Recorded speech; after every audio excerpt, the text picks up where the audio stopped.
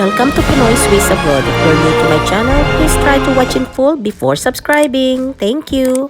Salamat po. Here we are, traveling again to our favorite place. We've been here every year and this is our happy place. Sa taas pa lang po, ang ganda na po, di ba? Yes, New Zealand is very green. Just come with us for a quick tour. As per the title, this is the remarkable town center here in Queenstown. There is another shopping center nearby but we didn't go there. It's out of the way at medyo iba rin po kasi yung aming pinupuntahang lugar. We use the bus to get around Queenstown. It's better to buy a bus card because it's cheaper. It's too late for us and that's my mistake. Just to let you know, Queenstown is located in the South Island of New Zealand. I have previous videos of Queenstown. You can check them out to see some other places. Marami po kami pinupuntahan at yung iba po ay talagang hindi pa po namin napupuntahan kaya gagawin po namin ngayon. Abangan nyo po yan. This is the Remarkable Mountains. Remarkable indeed.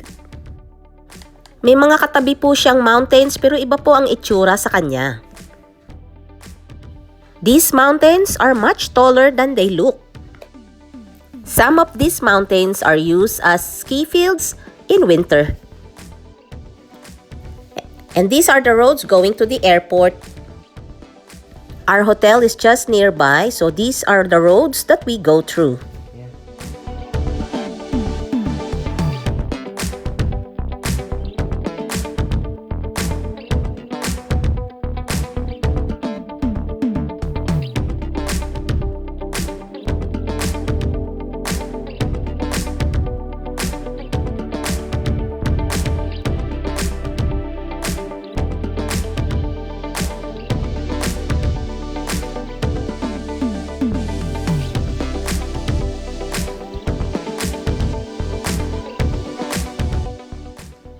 Yan na po yung roundabout going to the airport.